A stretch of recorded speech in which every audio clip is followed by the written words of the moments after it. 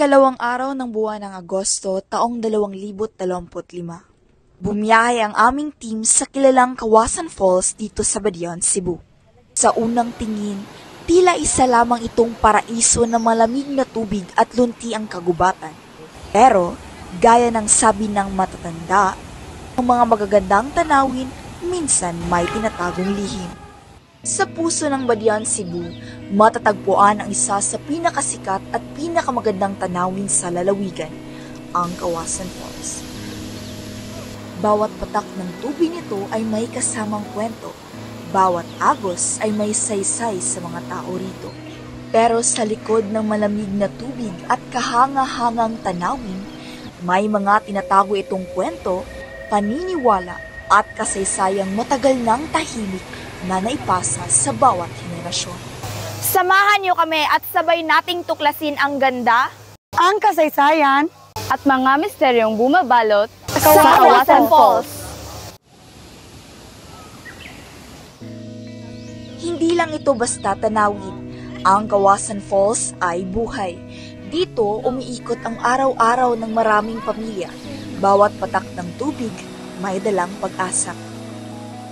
Mga tanan namin kung unsay nakatabang sa pagpamaligya ni model sa Kawasan Falls 9. Ay, ang nakatabang na mo kanang mga liguay, makapalit sa among baligya, ana, katabang ginana mo. Ang bawat paninda, bawat raft tour at bawat ngiti ng lokal, lahat yan ay bahagi ng kagandahan ng Kawasan Falls. Dito, ang ganda ay hindi lang tanawin, kundi kabuhayan, dignidad at pagkakaisa.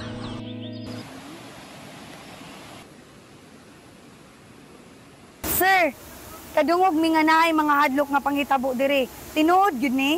Unsa ang pinakahadlok nga nasinati nimo dire? Oo, tinuod yun. Sulgo sa falls, second level. Kauban ako kung suon. Kalit lang kung kabantay ba. Murag na'y babae yung puting sinina. Lahi, pero klaro kayo. Ako hindi na kung suon. Huwag siya nakabantay. Pero tinuod yun ako nakita. Hadlok kayo ko. May mga paniniwala na ang Kawasan Falls ay hindi lang tirahan ng tao. May mga nilalang din dito. Bantay, diwata, espiritong tagapangalaga. Tahimik sila, ngunit sila'y nararamdaman. May mga paniniwala din na sa ilalim ng malinaw na tubig, may di umano'y halimaw na naninirahan. Tinatawag ng ilan bilang The Kraken.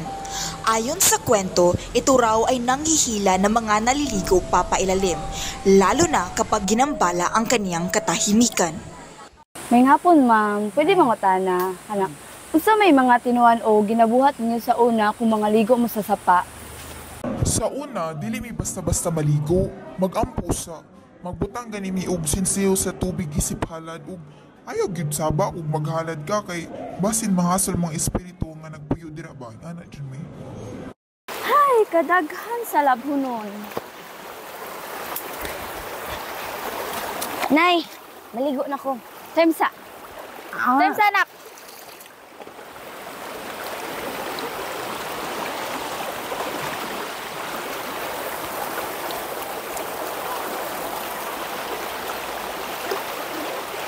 Ito ang indigenous knowledge systems and practices, mga kaugalingang hindi nakasulat sa libro pero buhay sa alaala at puso ng komunidad. Panalangin bago lumusong sa mga bariyang iniaalay at sa katahimikan ng kagubatan, naroon ang pakikisa sa kalikasan at sa espiritong matagal nang naninirahan dito. Ang kwento ng Kawasan Falls ay hindi lang kwento ng tanawin. Ito ay kwento ng pag-asa, kwento ng kabuhayan, kwento ng kultura. Pero sa pagdami ng bisita, sa pagbabago ng panahon, may hamon. Paano natin ito pangangalagaan? Hindi lang ito para sa turista, ito ay para sa susunod na henerasyon. Kung bawat patak ng tubig ay may kwento, sana bawat hakbang natin ay may malasakit.